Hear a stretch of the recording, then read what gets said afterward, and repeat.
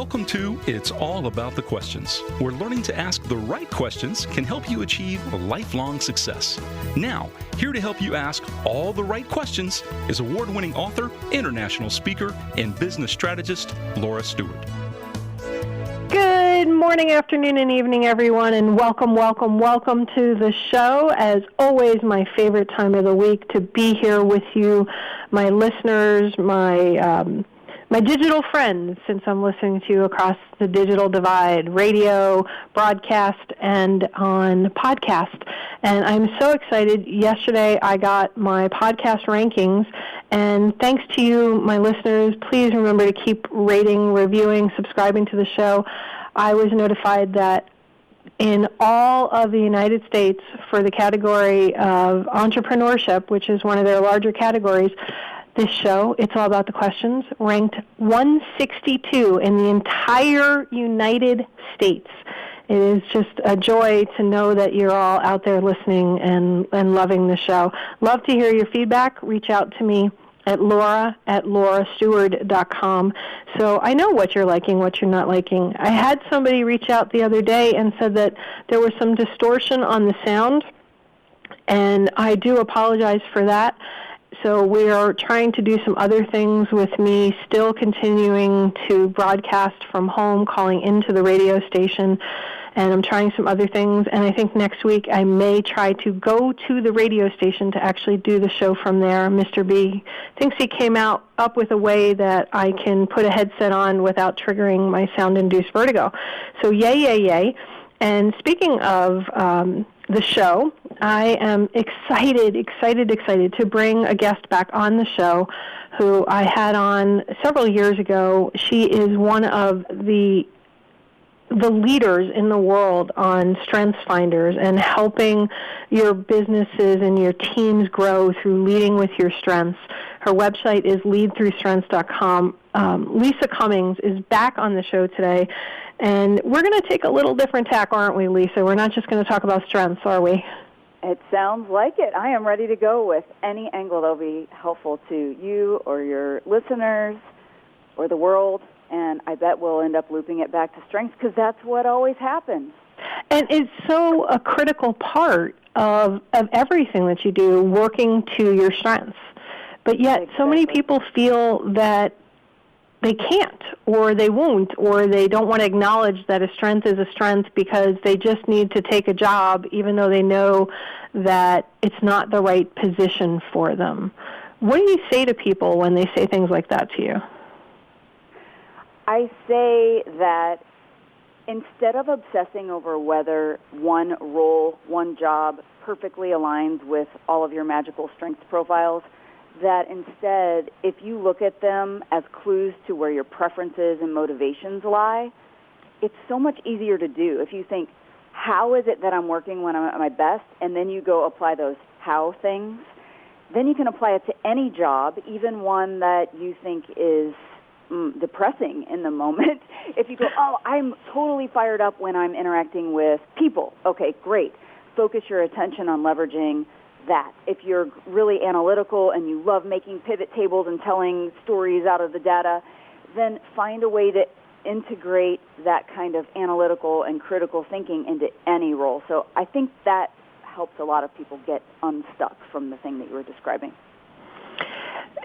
I've coached a number of people to help them grow their businesses when they're struggling. And one of the things that I've always discovered is asking the question, what aspect of your job do you hate the most and why?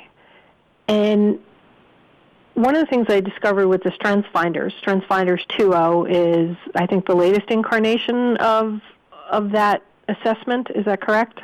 It is as the book. It's still StrengthsFinder 2.0, and then the assessment has undergone a name change. So it's now called Clifton Strengths. So I use them synonymously, but you could Google either one and find it. Okay. So one of the things I noticed is that for some people, what they hate really isn't what they hate when you ask them why do they hate that part of it. And I feel like if every single person on the planet in business or in life took the assessment, that it would help you understand why you react the way you react to situations that come up in business and in life. And you are so good at that. How did you branch into this? I mean, I know you've been, let's see, I think you were a cattle rancher at one point in time. You weld, right? Are you still welding? Not too much welding these days because the drums have taken over my life. Oh, my gosh. Okay. Well, that fits. You're in Austin, right? Yes, drumming and songwriting. They have to get integrated in your life at some point when you live here. So how did you decide that StrengthsFinder, leading through strengths is the best way to go? And we're going to take this into this other topic that I want to go into about you took your business virtual from traveling all over the world, being on the road more often than you're home to, I think, 80% now you're doing remotely? Yeah. That's amazing. But how did you venture into this path? Because I think it's so important, because your story, to me, is incredible. Oh, well, thank you. I think I started like so many other people. I had some skill set that I had developed in corporate or in a role. And then when I went out on my own, I was afraid to delve into a narrow niche because I thought it would be limiting and it would help me not get customers. So the first time I jumped into entrepreneurship, I thought leadership development as a very generic focus would be smart because the market would be very broad. And it was fine. It went totally fine, but it really wasn't lighting me up. I liked it. It was fine. But after I went back to corporate and started mulling over, what do I want this to be? What do I really, really want? How can I still find the overlap in what my skills are and what I might be interested in for the long haul? Here I am 7 years later, still interested in it. I kept coming back to the idea of how it's easy for me to find potential in others, how valuable and overlooked it is to leverage your strengths because we get so obsessed with weaknesses and what's broken in us just because we're humans. That's where we tend to focus. So when I realized, it's not that easy for a lot of people to focus on their strengths, and I could help them see their motivators and their preferences and where they naturally think and feel and act when they're at their default, and then I could help them leverage that. That felt really exciting to me. And then I had that moment where I realized, that's actually a pretty narrow niche, and I could do that, and then I could have something to get known for. I could be, the strengths person. Then it really opened things up. So it was me just going through lists and lists of things of what could I be interested in, what sounds fun, and then trying to find the overlap. Where is there actually a commercially viable thing in that? Like what is a skill or an interest that I have that is actually something someone would want to purchase? Because I love playing beach volleyball as well, but I'm short and I can't jump, so no one wants to pay me for that. It's that kind of narrowing, and then it ultimately led me to pick strengths. What I love about your story, Lisa, is that you asked yourself so many questions. You didn't just go, I'm just going to do this. You asked yourself a series of questions to help you decide, is this really where I want to go? Does this use the parts of me that get excited about it? And you even thought about, can I make my name in this, and can I make money at it? Some people are just like, well, I'm just going to do this. But you had goals. You were really clear about them. And is there a particular strength when you took your StrengthsFinders testing and everything that stood that out? And can somebody do that even if it's not a strength? Sure, because they could just get the outcome a different way. I think for me, the strength, my number one is strategic, and it's really good at seeing the lay of the land in a very zoomed out way and then being able to see a quick path. The quickest path to get there, it's kind of like a pattern sorting type of talent. And for me, that was one that really helped. But the beauty of StrengthsFinder or Clifton Strengths as an assessment is if you look at those top 5 that you get, like easy buttons to help you make decisions, relate to others, and get things done, you could use them to get to any outcome. So what's cool for your listeners is if they do the assessment, then instead of saying, oh, shoot, I don't have strategic, great, well, no wonder I'm not going to be a great entrepreneur. Instead, it's more like, here are some ways to get whatever you want. And these, because they live in your natural talents, they're going to feel energizing to you, they're going to feel easy to use, and it's like you can get to your excellence points your way, so it doesn't feel like such an uphill battle. I remember back when I had my tech company and I had my entire staff do it. And this is before you and I had ever met. The team was like, well, that explains why I hate doing those things and I'm never going to do them again. And I said, okay, well, that's not really an option. And if you look, those may be your top strengths, but that doesn't mean you don't have some other things. You may just have to work a little harder on them, or as a team, we're going to support you to help you do those things. You can't just not do something because it's not one of your top strengths. Is that correct or not correct? I mean, it sounds like what you were just talking about, because people think that, well, that explains why I stink at something, so I'm never going to do it. I call them laundry tasks. So sometimes it's the laundry. It's just chores. The things that almost no one on the team wants to do, but somebody's going to have to do them, so you can't use it as an excuse to get out of work. And then the other category is stuff that you stink at, and instead you could use your strengths to help you find a different way of approaching that same thing, something that would allow you to be a little bit more at your best. And there are a lot of other strategies to mitigate your weaknesses or partner up with other people or try to swap tasks with others over time. So sometimes you can offload some of that stuff or even the feeling of drudgery around it if you reframe it with strengths. But yeah, it is a thing to not use them as an excuse to be lazy or not use them to shirk responsibility. Yeah, my mom loved doing laundry. I don't know why. And ironing. She loved ironing. This is the beauty of strengths, too, is I call them one person's trash is another person's treasure, and it is amazing. You'll find it. The other day I had a guy say to a team, oh, I love escalations. And the entire team, 29 other people, whipped their head around and like, really? Why would you love that? And it's amazing what you'll find when you start to get really in touch with not only your trash and treasure type of tasks, but others around you. A lot of times you can swap out because someone loves something. And you're like, really? How could you possibly love ironing? Oh, well, somebody does. My mom said it was like Zen for her. It was brainless, and she loved the fact that at the end of it, something looked so great. Huh. So cool. And nobody would bother her when she was ironing either, so it was like her me time when we were growing up. And it's just one of the many things I miss about her since she passed away. But it's fascinating because she found something so positive in something that majority of people find just drudgery. Yeah.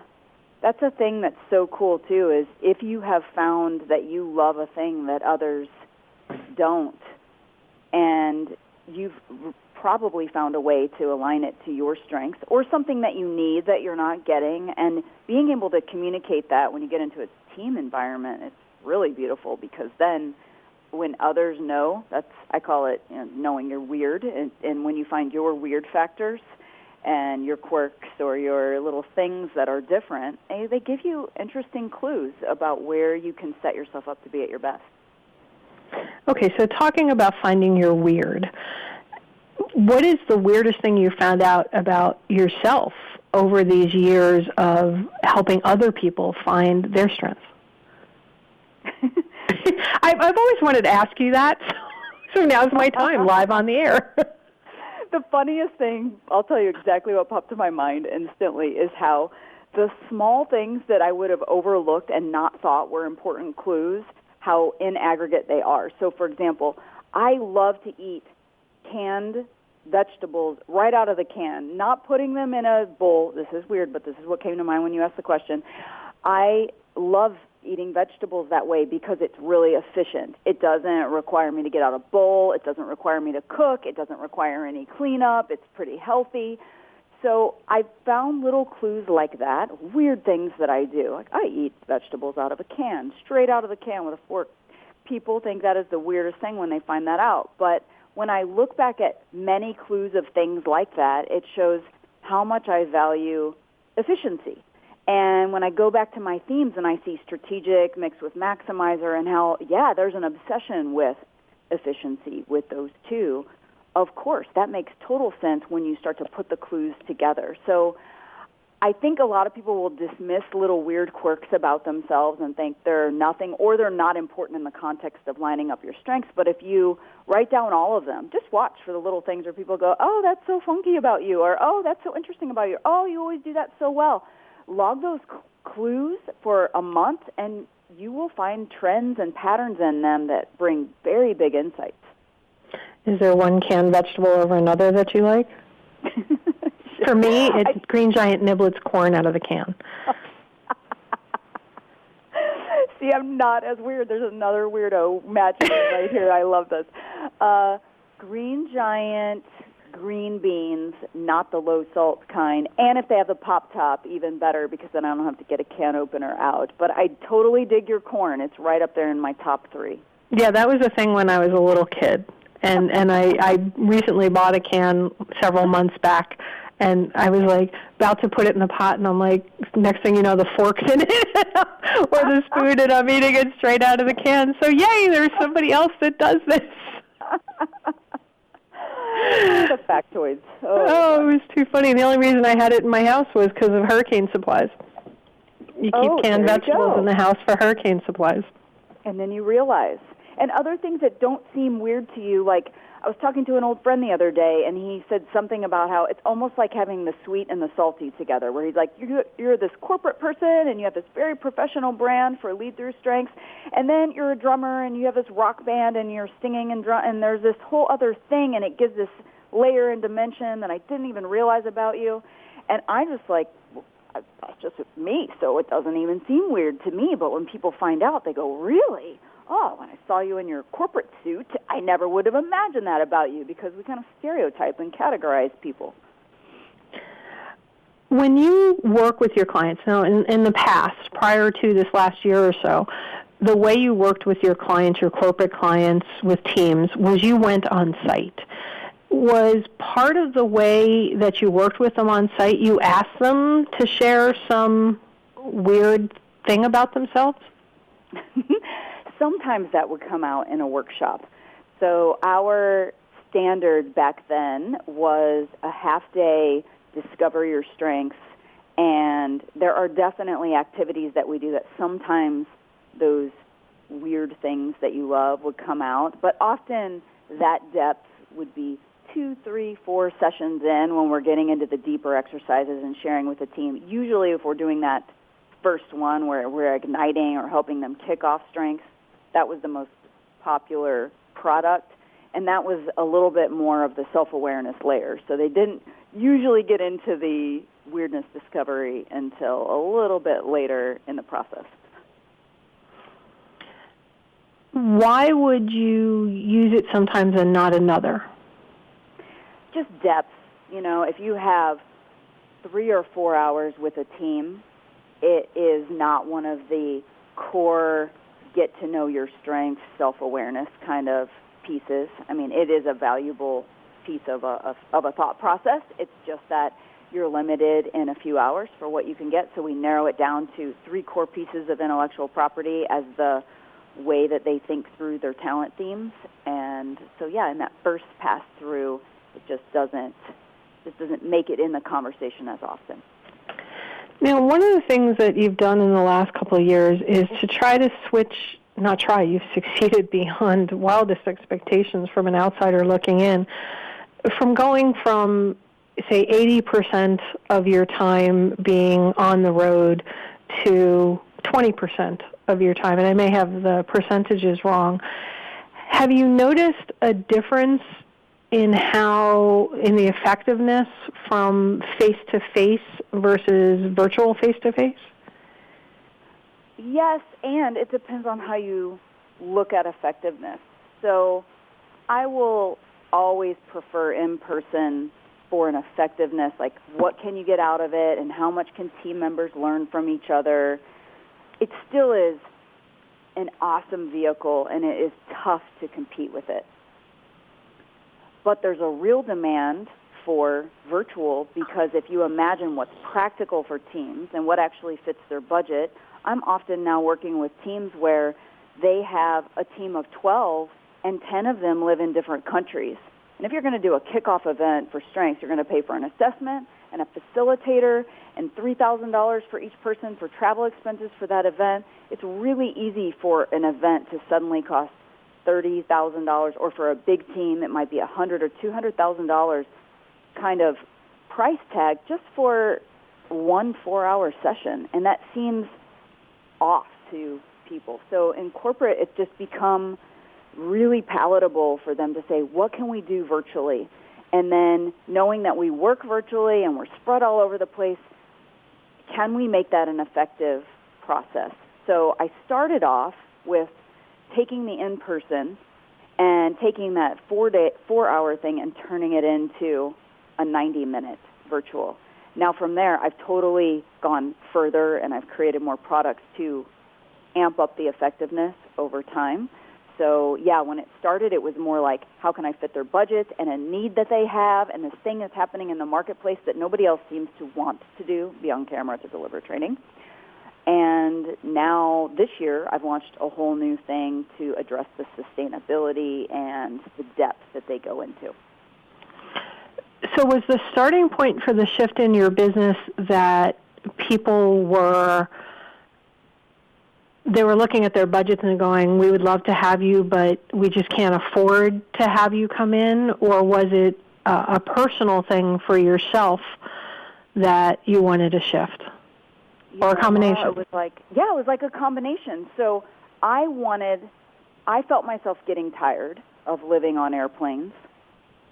Now, I wouldn't have to shift that for the business because I have other facilitators who could lead sessions, and I could keep going in that way. But what I started to see when customers would request a virtual training, and I would get really excited because I'm like, oh, great. Instead of flying out of Austin for one day, doing an event for a half a day, flying back for another day, it's 3 days of downtime or work time for that 4-hour session. Personally, it became pretty taxing, and of course, you can only scale yourself so much. So I was running out of time and days to be available. So then I started traveling, encroaching on my weekends. So definitely there's a personal appeal. I can't practice the drums doing it on a hotel room, trying to get a bounce off of your pillow. And yeah, there's a nice challenge in that, but I'd really rather be on my drum kit at home.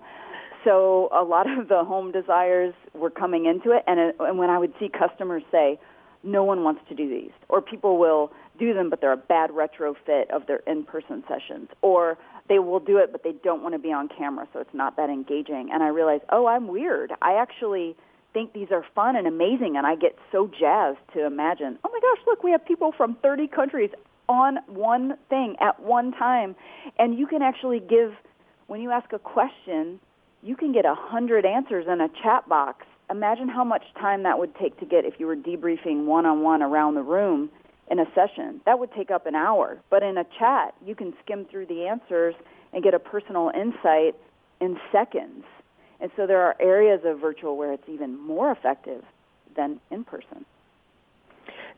Well, we're getting ready to go back into national news. So we have like a minute before national news kicks in. And we have a lot to go into deep dive with that virtual part.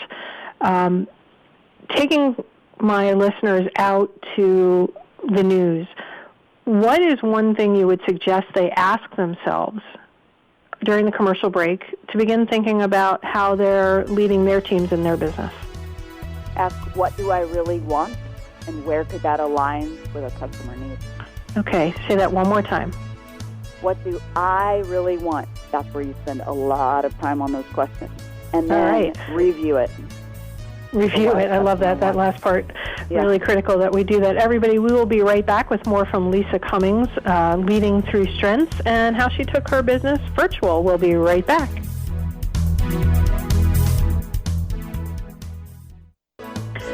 Welcome back, everyone. If you missed the first half of the show, I don't have to say too bad because you can go listen to it on podcast anywhere your favorite podcasts are listened to. iTunes, Stitcher, Spotify, Pocket Casts, even out on my website at it'sallaboutthequestions.com or laurastewart.com, you can catch any of the shows on podcast. And thanks to you, my great listeners, as I mentioned at the beginning of the show, yesterday I got notified that we were number 162 in the entire United States for podcasts on entrepreneurship, which is amazing because there are millions of podcasts out there, folks. And to be anywhere in the top couple hundred says something, and I owe it all to you. So thank you to my listeners around the world. I do this for you because it is my love, and it's one of my strengths, is to be able to do this kind of work for you. And if you missed the first half, you missed the amazing Lisa Cummings, who is still here, because, Lisa, you just rock. And I don't mean that just because you drum. I sang in a rock band when I was in high school. No way! Yeah. It was quite funny. What was your favorite song to sing? You know your listeners want to know. We did the whole Stairway to Heaven, all that kind of stuff. And it was just a friend from high school, her brother was doing the band thing because I sang in the choir. And then I lost my voice, and I couldn't sing anymore in my senior year, and it was kind of funny. We never really did any gigs, but we practiced a lot. And it was fun, to do something completely outside the comfort zone. Yeah. And it sounds like that's exactly where you are again in life. It's very, very much so, completely outside my comfort zone. And when I think of you, what I think about is how you help people find their comfort zone and break through it. And how do you do that? How do you help somebody break through or break past if there's a change in their life or a change in their situation? This is an interesting angle on strengths. It is actually a very cool way to break through into the areas that are uncomfortable for you when you have something that is familiar, like your strengths. If you take your natural talents and you're going through anything, let's just take major job change, life change sort of situation. When everything feels new, scary, your head is spinning around, you don't know what to do next, you don't know how to decide. Everything feels out of control. If you take your top 5 talent themes and in StrengthsFinder language, if that describes where you naturally would think or feel or act when you're at your best, but also when you're at your default, they tell you something about what your motivations are, where you feel lit up, where you can feel comfortable. So I think that they're really great for giving you comfort in an unfamiliar time. And I've used them a lot with teams where somebody will say, I'm in a brand new role. This is a brand new team to me. I don't have any skills in this new area, and I'm super scared about what people are going to think of me because now I don't feel competent like I did in my last role. Well, if you lean on your talents, how you operate in the world, how you influence people, how you relate to people, how you get things done, and you can lean on that familiar part, it can bring you a lot of comfort in the discomfort, and it can give you the courage to actually go try the new stuff that you've been scared to do because there's something that you feel really grounded in. Did you feel uncomfortable when you decided to make the shift to more virtual versus live events? And if so, what were you asking yourself that helped you move through it? Oh, heck yeah. And I feel massively uncomfortable currently today because I'm taking the next step in that. So I think it goes through waves and phases, which are wazes. Waves and phases are wazes. Anyway, yes, so the first time through, I was thinking, oh my gosh, am I going to alienate all of my old customers? They know me as a facilitator, as a speaker, as a trainer, and now all of a sudden I'm going to bill us as a virtual training company. Will all of my old customers who used us for these other things think, oh, well, guess we can't use them again? I was nervous, really nervous.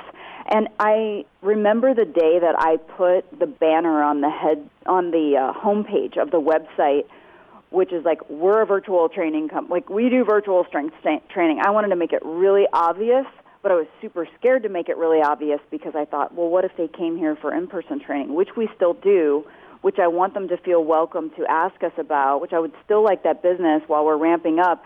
But if I don't put this, they won't know what we want to be known for. And I kept spinning myself into circles about whether it was a good idea to do it. And it was one of the simplest, best things. I just decided to say what we wanted to be viewed for. And what I have come to realize is that people have a reputation for you that they remember for a very long time.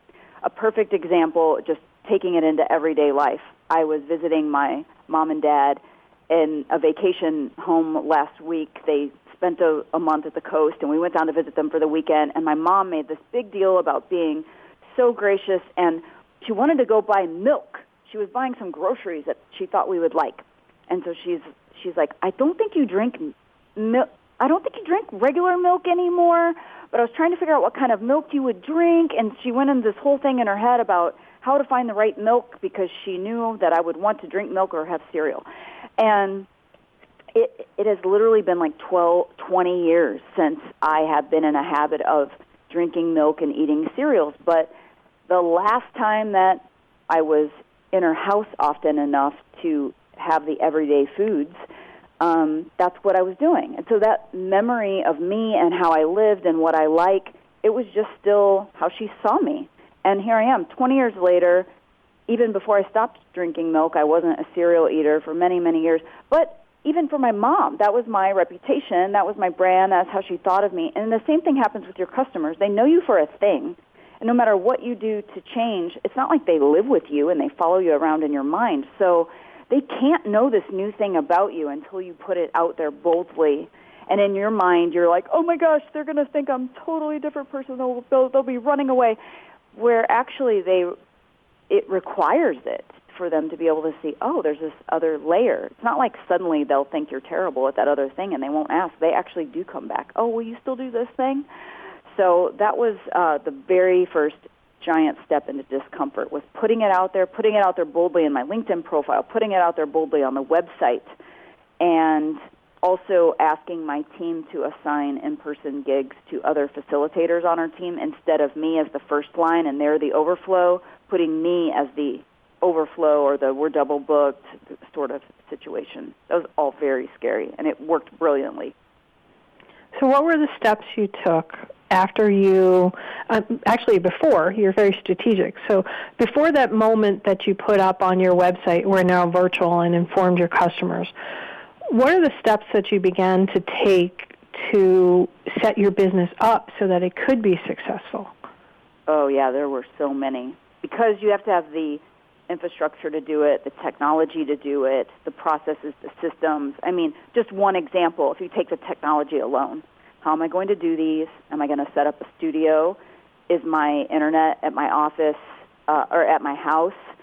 And is the studio space at my house good enough? I determined that it was not. I live out in the woods, and I don't have access to great internet, so I actually rented a space. And so I had to set that space up so that I have a really nice, always-on, easy-to-turn-on kind of studio setup. I had to research all the technologies.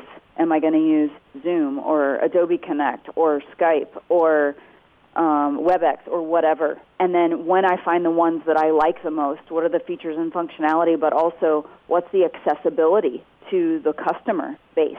And at first, you have to make decisions and then live with them for a minute and see where they mess up. So, for example, I picked Webinar Ninja because I really like the user experience.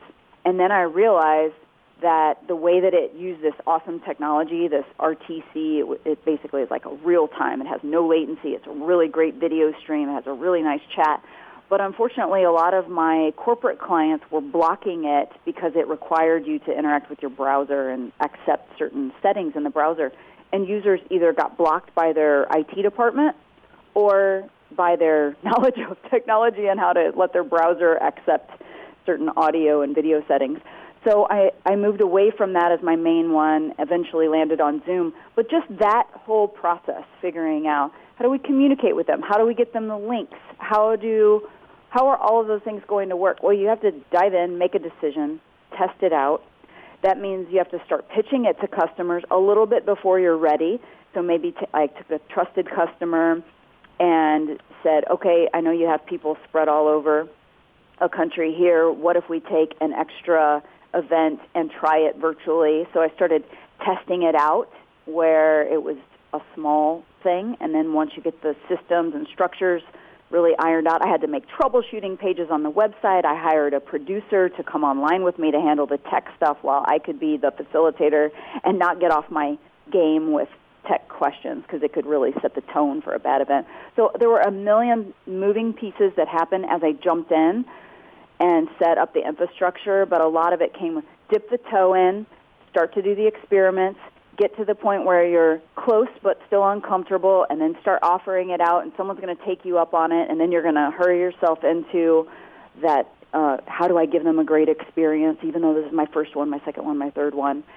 And then you fast forward and you take a bunch of tiny steps, and a year or two later, boom, you have it down, and none of that would make you feel like you're totally unflappable.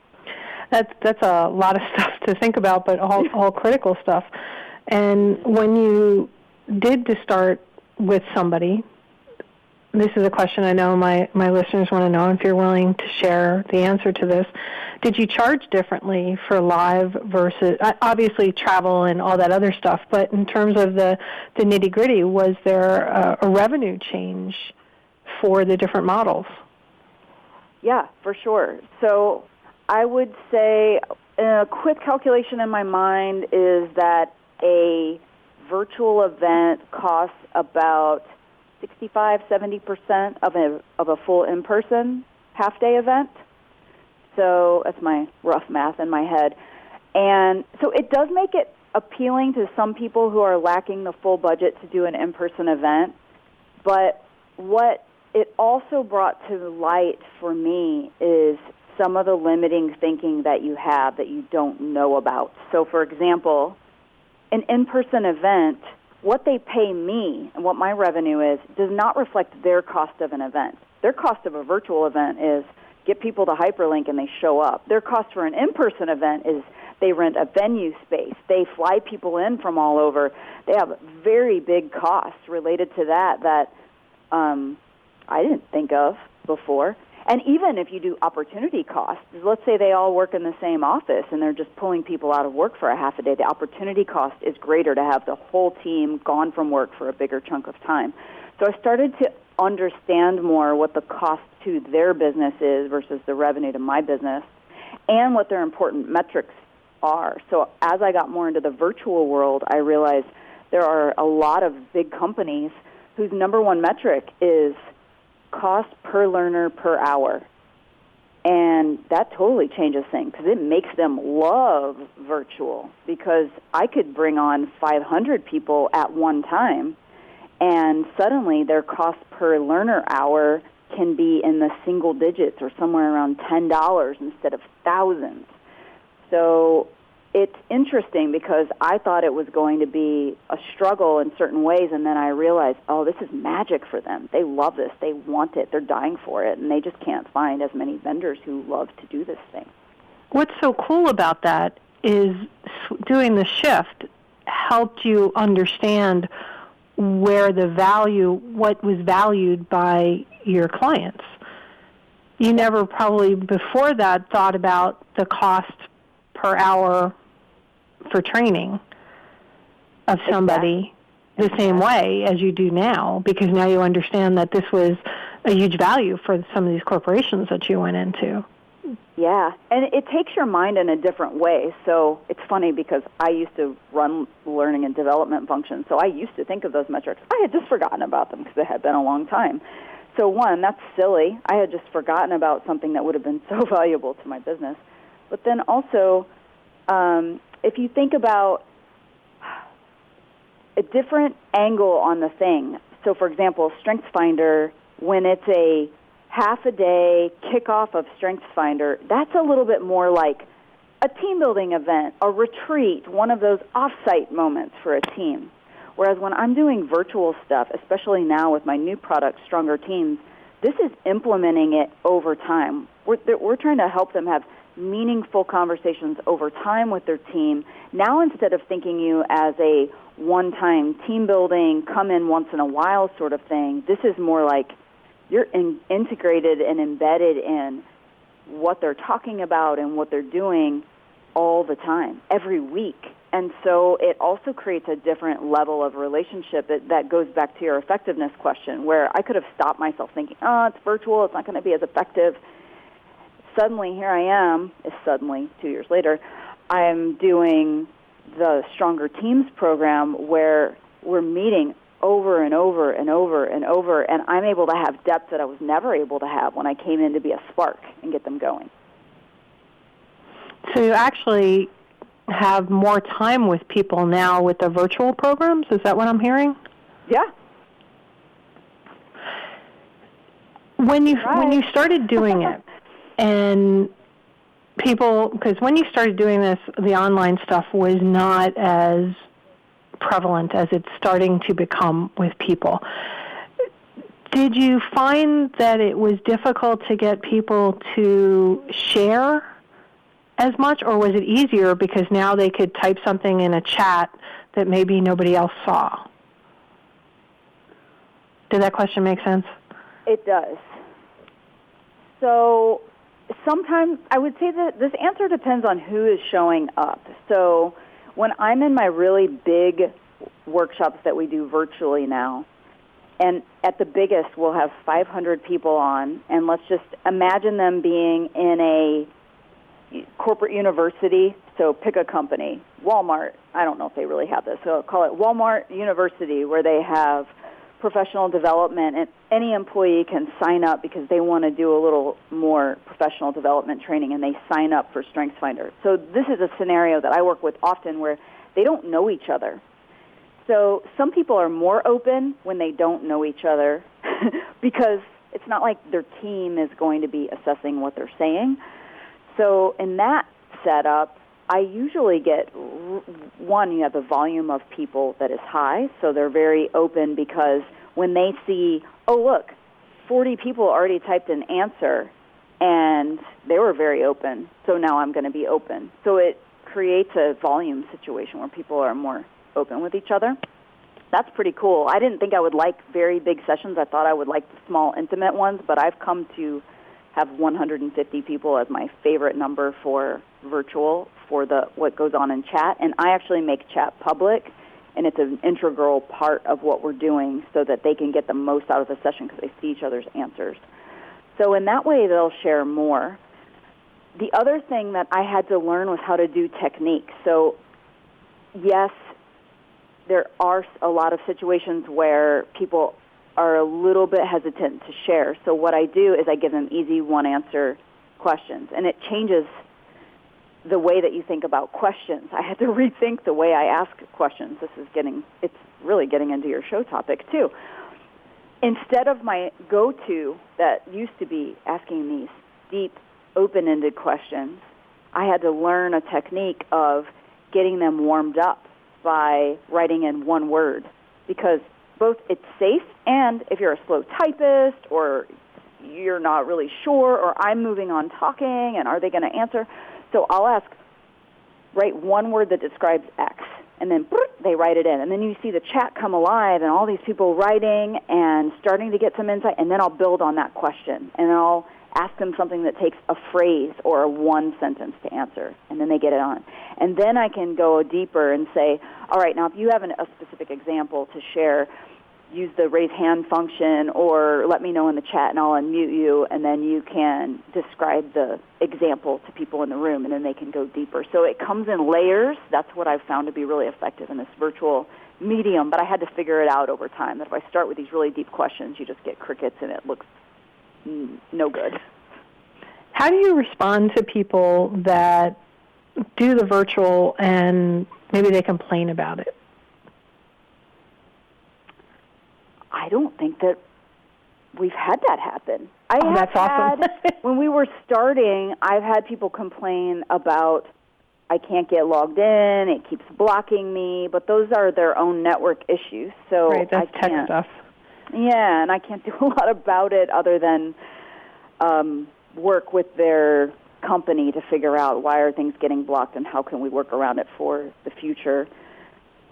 Well, I'd say that's probably because you set it up so well to set their expectations of what to expect and how the relationship will work. And that's something that I hear a lot from my listeners is they don't understand why they're getting complaints or why things aren't working out, and invariably it seems to boil down to they weren't very clear about what their client was going to get from the experience. And it sounds like knowing you, I know this, you're very clear about what the expectations are and what the outcomes are expected to be.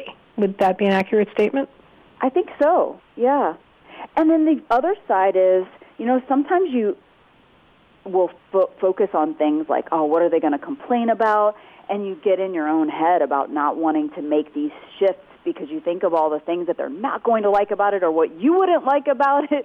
Right. And then you get these comments that rock your world in a positive way. Like, I remember the first time I had this team where there were about 10 people from Malaysia on, and they hung out after the session. I had this Q&A, and they said, I don't have a question, I just have a comment. And that is that we have felt like we're forgotten on an island out here. We felt disconnected from the company. And this is the first time I really felt cared about and a part of something. And it was from doing a 90-minute virtual training. It's because their company showed they cared by offering them this thing because they were never going to have the budget to travel in for training, so they always felt isolated and they were not part of these other opportunities that people in the company had. So I started to hear that flavor more and more from different companies, from the far-flung countries where maybe a very small population worked, and people feel so honored that here I am. I'm working at midnight 30 my time so that I can be at a very convenient time for them so they feel really appreciated, and we're not now expecting them to stay up all night like they normally are on conference calls, and somebody spent time to allow them development. They feel so special. And so instead of getting in our heads about, oh, what are they not going to like about it, it's amazing if you even open up and say, how could it be amazing for them? How could you offer an opportunity to the customer or their team that they never had in the past? And it actually makes them a more loyal, excited team member. I love that. And since we're almost out of time, I want to make sure that people can reach out to you, they can find out more about you, and how they can find out more about discovering their strengths. So what's the best way, Lisa? I'd say either just head to the website, leadthroughstrengths.com. If you're listening on the podcast, I do have a podcast by the same name, so if you're a listener, check that out. And I'm also very active on LinkedIn. If you look up Lisa Cummings on LinkedIn, I think I actually have the URL where you do LinkedIn/in/Lisa Cummings, even though there are about 100 people who share my name. I've got the URL there. Yeah, you got it first. Yeah. All right, so everybody, if you want to follow up some more with Lisa Cummings, the amazing Lisa Cummings, I just love and adore you, so thank you for coming back on the show.